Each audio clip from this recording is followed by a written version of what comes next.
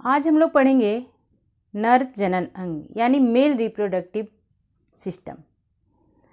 हम लोगों ने लैंगिक जनन में पुष्पों में यानी पादपों में जनन पढ़ लिया है कि लैंगिक जनन होते कहते किसको है और इसका प्रक्रिया क्या है, और पौधों में लैंगिक जनन किस प्रकार होती है, इसे हम लोगों ने डिटेल से जाना। जितना आप लोगों के बोर्ड में पूछेगा उससे अधिक ही मैंने बता रखा है। आज पढ़ेंगे हम लोग कि पुरुषों के जनन अंग यानी नर जनन अंग किस प्रकार से होते हैं, किस प्रकार ये इसकी कभी कभी इसका चित्र भी बनाने के लिए आ जाता है और नर जनन अंग के बारे में लिखने के लिए भी आ जाता है, या इससे संबंधित क्वेश्चन ऑब्जेक्टिव में भी पूछता है या डिस्क्रिप्टिव में भी क्वेश्चन कर देता है। तो आइए हम लोग आज जानें कि मेल रिप्रोडक्टिव ऑर्गेन्स कहते किसको है। देखिए, सबसे पहले हम लोग जाने, सपोज दैट ये कोई मेल है,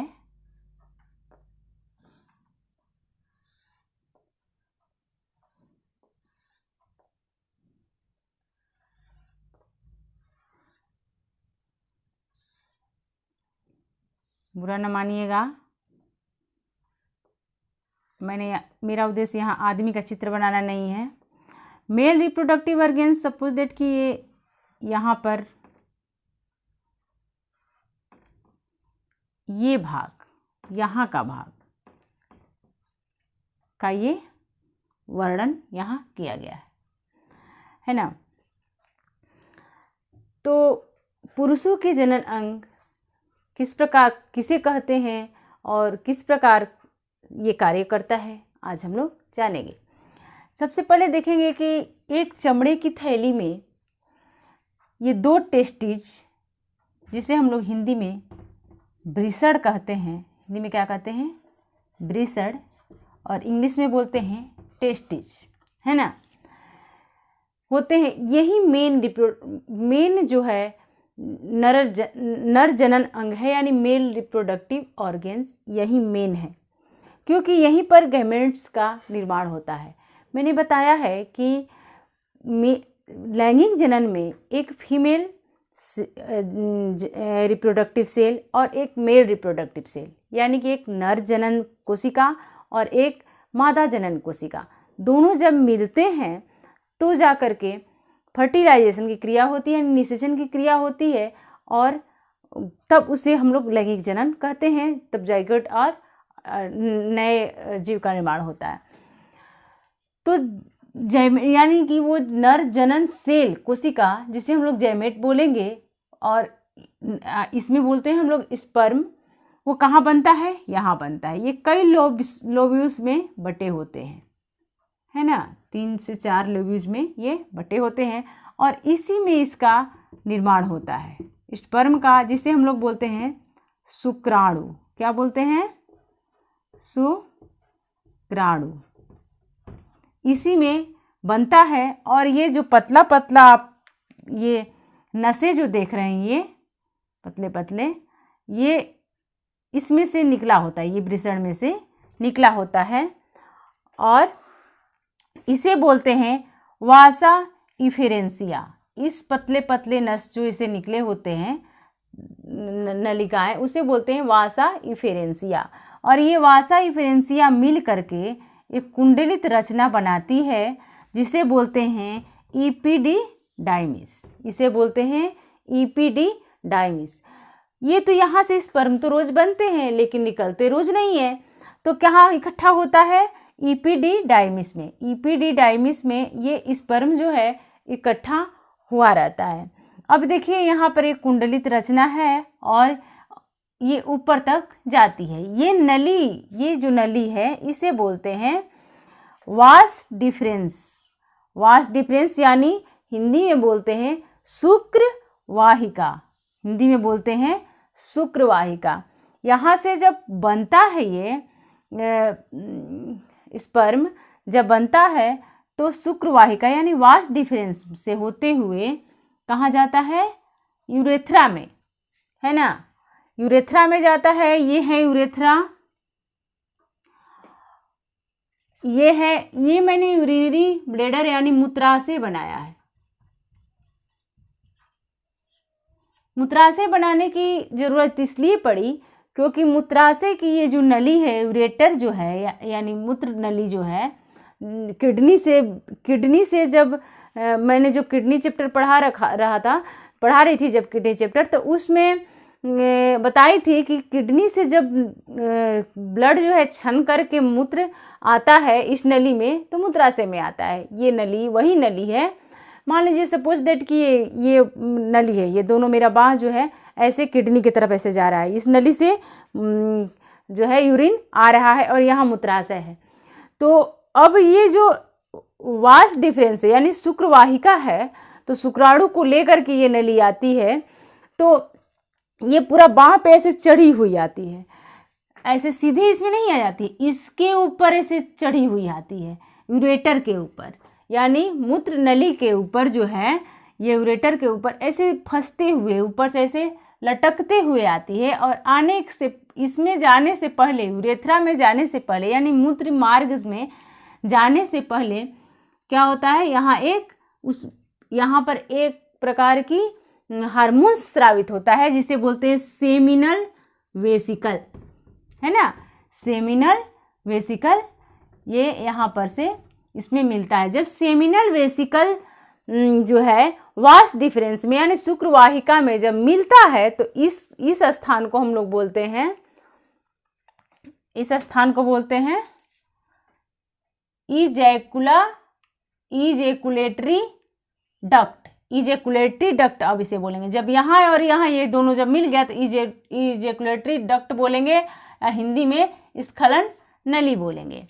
और ये वाला भाग जो आप लोग देख रहे हैं, ये वाला भाग, इसे हम लोग, ये प्रोस्टेट ग्लैंड है। कभी कभी पूछ देता है कि प्रोस्टेट ग्लैंड मेल में पाया जाता है या फीमेल में, तो आपको ध्यान में रखना होगा कि ये सिर्फ मेल में प्रोस्टेट ग्लैंड पाया जाता है ना। प्रोस्टेट ग्लैंड यहाँ है, प्रोस्टेट ग्लैंड है। अब इसके नीचे आता है काउपर ग्रंथि यानी बल्बुरेथ्रल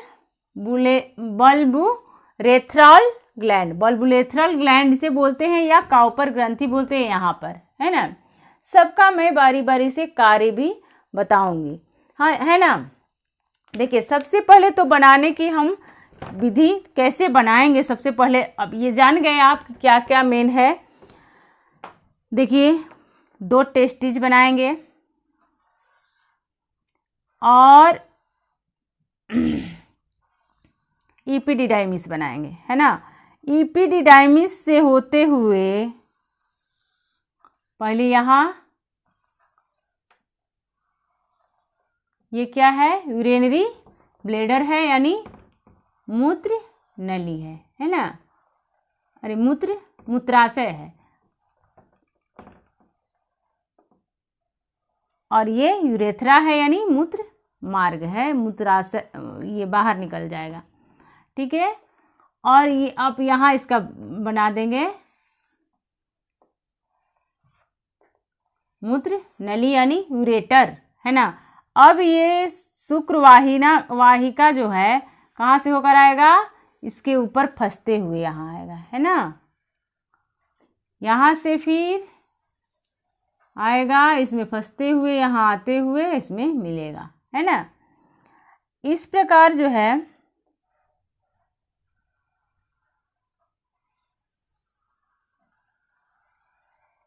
देखिए कैसे आसानी से बन रहा है, या कभी कभी फिगर बनाने के लिए एग्जाम में आ जाता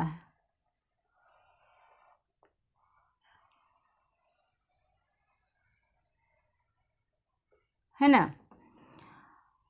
और अब ग्लैंड्स बनाएंगे यहाँ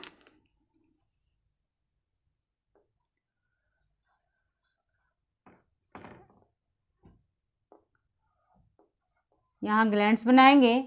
ये कौन सा ग्लैंड है, सेमिनल वेसिकल यानी शुक्राशय, है ना। अब यहाँ प्रोस्टेट ग्लैंड बनाएंगे और नीचे एक और ग्लैंड बनाएंगे जिसे काउपर ग्रंथि बोलते हैं। अब यहाँ जो है ये पेनिस जो शरीर के बाहर रहता है, मतलब अंदर नहीं रहता, ये बाहर रहता है।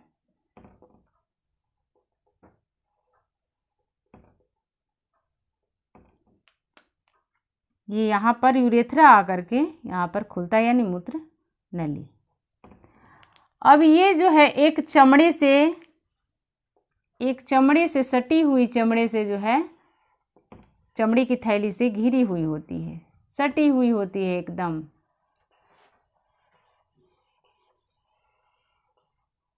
मांस में सटी हुई होती है, लेकिन यहाँ से ये थोड़ी दूरी पर होती है ना, यहाँ से ये थोड़ी दूरी पर होती है।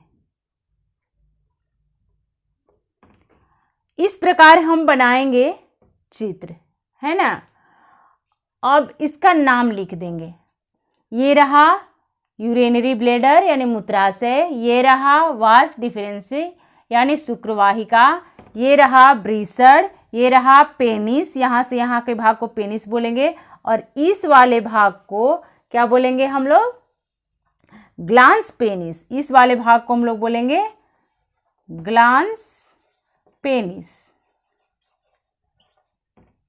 हिंदी में बोलते हैं इसे शीश्न, बोलते हैं शीश्न, है ना। और इंग्लिश में बोलते हैं पेनिस। ये वाला भाग पेनिस कहलाता है ना। पेनिस का काम है स्पर्म को मादा के शरीर में यानी मादा के ओवरी तक पहुंचाना, स्पर्म को, ठीक है। और बनता कहाँ है स्पर्म? टेस्टिस में यानी वृषण में, है ना। चित्र बनाने के लिए अगर आएगा तो इस प्रकार अगर बना दोगे तो मार्क्स मिलेगी, है ना। ये रहा काउपर ग्रंथि। देखिए अब हम लोग जानेंगे कि ये ग्रंथि का काम क्या है ना। ग्रंथि तो है लेकिन काम क्या है। देखिए स्पर्म का संरचना जो है इस प्रकार होता है। स्पर्म जो बनते हैं वो एक कोशिकीय है क्योंकि गैमीट है। इसका एक टेल होता है और एक हेड होता है, इस प्रकार, है ना। एक टेल होता है और ये टेल जो है जब मर जाता है तो ये टेल खत्म हो जाते हैं। जब टेल खत्म होते हैं तो ये स्पर्म मर जाता है। इसका फॉर्मेशन जैसे ही होता है इसमें, और कहाँ पे ये इकट्ठा होता है फॉर्मेशन बनने के बाद? इपिडिडाइमिस में। ये रहा इपिडिडाइमिस, है ना, यानी अधिवृषण शायद हिंदी में बोलते हैं इसे, है ना। ये शुक्रवाहिका है, शुक्रवाहिका है ये। और इसमें जैसे ही बना, इसमें शुक्रवाहिका से होते हुए जैसे कि 1 मिलीलीटर स्पर्म में, सीमेन में लाखों की संख्या में स्पर्म होती है ना। जैसे बाराती निकल करके आता है बहुत सारे संख्या में, उसी तरह बारातियों की तरह यहाँ से ये निकल करके आता है। जैसे ही बाराती अगर आता है तो उसे स्माइल से हम स्वागत करता है, तो स्माइल से याद रखिएगा, यानी सेमिनल वेसिकल। जैसे ही यहाँ से ये आता है तो सेमिनल वेसिकल क्या करता है? ये हार्मोन्स यहाँ स्रावित होता है। स्रावित होने के बाद इसे फ्रुक्टोज देता है। फ्रुक्टोज मतलब उसे भोजन देता है। जैसे फ्रुक्टोज क्या है? इसका भोजन है, शुक्राणु का भोजन है। जैसे ये मिलता है, यहाँ पर आता है प्रोस्टेट ग्लैंड। प्रोस्टेट ग्लैंड से एक प्रकार का उसमें द्रव मिलता है, और द्रव मिलने के बाद क्या होता है? वो सीमेन बनाता है। द्रव जब मिलता है तो उसे शुक्राणु को बाहर यहाँ आने में, योनि तक पहुँचने में उसे मदद मिलता है। और ये रहा काउपर ग्लैंड्स। काउपर ग्लैंड्स क्या करता है? इसमें एक द्रव स्रावित करता है इस यूरेथ्रा में। देखिए एक ही मार्ग है ये, यूरिन जो है, यूरिन के लिए भी, यूरिन को शरीर से बाहर करने के लिए भी ये यूरेथ्रा से ही हो रहा है, और इसी मार्ग से जो है स्पर्म भी आ रहा है। तो दोनों का मार्ग एक ही है। तो उस देखिए यूरिन बताते समय मैंने बताया था कि यूरिन अम्लीय है क्योंकि उसका पीएच मान 6 होता है। तो 6 है तो अम्लीय है। तो जब अम्लीय है तो जब इसी रास्ते से अगर यूरिन पास हुआ है तो कुछ ना कुछ तो यूरिन इस यूरेथ्रा में पहले से चिपका हुआ रहेगा। तो ये अम्लीय होगा। यूरेथ्रा क्या रहेगा? अम्लीय रहेगा। जब इस अम्लीय रास्ते में अगर स्पर्म फिर आएगा तो अम्ल से उसे डेथ होने की खतरा बनी रहेगी। जब तो डेथ ना हो इसके लिए, यानी मरे ना स्पर्म, इसके लिए ये काउपर ग्लैंड क्या करता है, एक द्रव स्रावित करता है। और वो द्रव क्या होता है, वो द्रव क्षारीय होता है। जब क्षारीय होगा तो ये क्या होता है, ये नली जो है पूरी तरह से प्यूरिफाई हो जाता है और ये एक लिक्विड भी स्रावित करता है। अब क्या होता है, ये पूरा नली जो है अम्ल और क्षार मिलकर के न्यूट्रल हो जाता है। इसके बाद तब जा कर के स्पर्म जो है इस नली में आता है। जब इस नली में आएगा तो क्या होगा, तब वो जीवित रहेगा और तेजी गति से जब कोपुलेशन के द्वारा जब कोपुलेशन होता है उसके द्वारा जो है उस समय स्पर्म इस पेनिस के द्वारा फीमेल की शरीर में इसे डाल देता है, यानी फीमेल की ओवरी में इसे स्पर्म को डालता है। तब जा कर के स्पर्म और एग मिल करके निषेचन की क्रिया पूरी करती है, यानी लैंगिक जनन पूरी होती है ना। तो ये रहा आपका मेल रिप्रोडक्टिव ऑर्गन, यानी नर जनन तंत्र, है ना। तो नर जनन तंत्र में आप लोगों ने सीखा। देखिए ये इस प्रकार का, ये इतना अगर लिख देते हैं तो मार्क्स मिल जाता है। आगे नेक्स्ट जो है, मतलब इसे डिटेल्स में आपको इंटर में पढ़ना है। अभी मैट्रिक तक के लिए 10th क्लास के लिए आपको इतना इनफ है, ठीक है। मिलते हैं हम लोग अब अगले वीडियो में।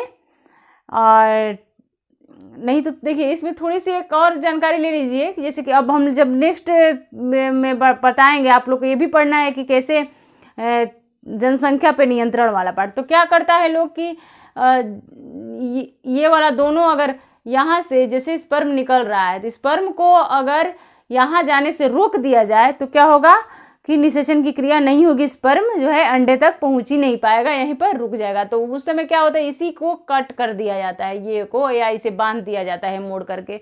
तो परिवार नियोजन की जब प्रक्रिया की जाती है तो, और नहीं तो क्या होता है, जैसे कि आप लोग देखे होंगे बैल का, है ना। तो किसी बैल जो बैल से रिप्रोडक्शन नहीं करवानी है, जो बैल को उसकी जनन क्षमता खत्म कर देनी होती है, तो ये दोनों ही टेस्टिज उसके से बछड़े में के रूप में जब छोटा रहता है उसी में ये दोनों टेस्टिज निकाल दी जाती है। जब टेस्टिज निकाल दी जाएगी तो क्या होगा, उसमें उत्तेजना होगी ही नहीं और उसे कोई असर नहीं पड़ेगा अगर किसी भी फीमेल्स को वो देखेगा तो, है ना। और जैसे कि आप देखे होंगे बकरा को भी, बकरा अगर छोड़ दिया जाता है तो जिसमें टेस्टिज नहीं निकाला जाता है तो क्या होता है, टेस्टिज नहीं निकाला जाएगा तो वो रिप्रोडक्शन करता है और जनन के लिए वो किसी भी फीमेल को देखता है, किसी फीमेल अपने जाति की फीमेल्स को देखता है तो उसमें अट्रैक्शन होता है और क्या होता है, उसमें उत्तेजना होती है और वो जनन की क्रिया प्रारंभ करता है। लेकिन अगर जैसे ही बच्चा अभी छोटा रहता है, वो मान लीजिए बकरा अभी छोटा रहता है, तो उसमें अगर टेस्टिज को निकाल दी जाती है तो उसमें कोई फर्क नहीं पड़ता है और कोई जनन की क्रिया वो पूरी नहीं करता है। लेकिन पुरुषों में इस प्रकार की नहीं की जाती है। अगर टेस्टिज निकाल दिया जाएगा तो वो भी उसी समान हो जाएगा। टेस्टिज अगर दोनों निकाल दिया जाएगा तो किसी भी फीमेल्स को देखने पर उसे कोई अट्रैक्शन नहीं होगा, जिस तरह की बैल में होता है। लेकिन नहीं निकाला जाता है, परिवार नियोजन की क्रिया में क्या की जाती है, इसे ही बांध दी जाती है ताकि यहाँ के स्पर्म जो है यहाँ इस पेनिस में पहुँच ही ना पाए, है ना। तो ये रहा आप लोग का नर जनन तंत्र और इसके कार्यों को आप लोग समझे। इसमें कितने प्रकार के ग्लैंड्स मिलते हैं, एक सेमिनल वेसिकल्स मिलता है, एक प्रोस्टेट ग्लैंड मिलता है और एक काउपर ग्लैंड्स मिलता है। ये 3 प्रकार के ग्लैंड्स मिलता है, तब जाके सीमेन का निर्माण होता है। यहाँ पर जो निकलता है उसे सीमेन बोलते हैं। सीमेन, इसी में स्पर्म तैरता रहता है, इसमें स्पर्म के लिए भोजन भी रहता है, फ्रुक्टोज भी रहता है और उसे तैरने के लिए जो है उसे फ्लूइड भी यानी द्रव भी उसमें मिला रहता है। ठीक है, मिलते हैं अब नेक्स्ट वीडियो में जिसमें हम लोग पढ़ेंगे मादा जनन तंत्र यानी फीमेल रिप्रोडक्टिव ऑर्गेन्स। ठीक है, इसका इसका फ़ोटो बनाने का प्रयास करिएगा, इसका चित्र भी बनाने का प्रयास करिएगा और इससे संबंधित जो फैक्ट्स है मुझे याद करिएगा। बाय।